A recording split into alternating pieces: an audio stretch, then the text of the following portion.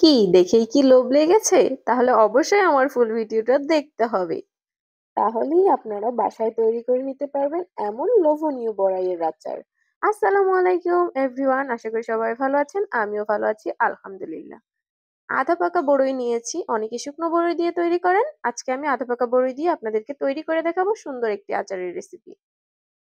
গরম পানি দিয়েছি আমি, বড়ইগুলো একটু সিদ্ধ করে নিব। আপনারা চাইলে সিদ্ধ না করেও রান্না করতে পারেন, তবে সুন্দর হতে গেলে অবশ্যই সেটাকে পরিপূর্ণভাবে তৈরি করতে হবে। আমি সিদ্ধ করার সময় হালকা হলুদ গুঁড়ো এবং লবণ দিয়ে সুন্দরভাবে সিদ্ধ করে নিচ্ছি। দেখেন কালারটা কি অসাধারণ এসেছে। এখন আমি সুন্দরভাবে নামিয়ে নিয়ে পানি ঝরিয়ে কিছুক্ষণ রেখে দিব। এই যে দেখেন কত সুন্দর সিদ্ধ হয়েছে। প্রচুর গরম ছিল তাই আমি হাত দিতে পারতেছিলাম না। সরিষার তেল দিয়ে দিলাম। একটা প্যানে কিছু পরিমাণে আমি মরিচ গুঁড়ো করে নিয়েছি, শুকনো মরিচ ভেজে গুঁড়ো করে নিয়েছি এবং রসুন থেতো। এটা হচ্ছে রসুন থেতো, যেটা প্রথমেই তেলে দিতে হবে, এটা মাস্ট দিতেই হবে, না হলে টেস্ট কম আসবে। সাথে একটা শুকনো মরিচ দিয়েছি আর কয়েকটা পাঁচফোড়ন। পাঁচফোড়ন দিয়ে এই যে সিদ্ধ করে রেখেছিলাম সেই বড়িগুলো আমি দিয়ে দিব এখানে। বড়িগুলো দিয়ে নেড়ে চেড়ে নিব কিছুক্ষণ। এবং আমি যে মরিচটা গুঁড়ো করে রেখেছিলাম সেটাকে অনেকেই বলে চিলি ফ্লেক্স, বিভিন্ন নামে বলে, সো আমি শুকনো মরিচের গুঁড়োই বললাম। এখন এটাকে নেড়ে চেড়ে আমি এখানে অ্যাড করব 1 চামচ লাল লঙ্কার গুঁড়ো, 1 চামচ হলুদ গুঁড়ো, 1 চামচ জিরের গুঁড়ো এবং ধনিয়ার গুঁড়ো দিয়েছি, সাথে 1 চামচ লবণ দিয়েছি।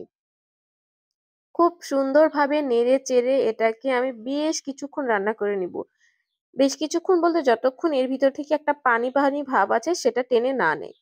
এটা টানা হয়ে গেলে আমি দিয়ে দিব চিলি ফ্লেক্স অর্থাৎ শুকনো মরিচের গুঁড়ো। দিয়ে কিছুক্ষণ নেড়ে দিব। এখন আমি দিয়ে দিব পরিমাণ মতো গুড়। আপনি চিনি দিয়েও তৈরি করতে পারেন, তবে গুড় দিয়ে তৈরি করলে আচারটা অনেক সুস্বাদু হয় এবং আঠালো হয়। গুড় দিয়ে বেশ কিছুক্ষণ নেড়ে চেড়ে আমি রান্না করে নিব। গুড় দেওয়ার সাথে সাথেই আচার থেকে পানি ছাড়বে, এরকম একটা সফট জুসিনেস আসবে। দেখেন কতটা লোভনীয় লাগতেছে এবং অনেকের মুখে তো জল চলে এসেছে, তাই না? আমার আচার রান্নাটা কিন্তু প্রায় শেষের দিকে।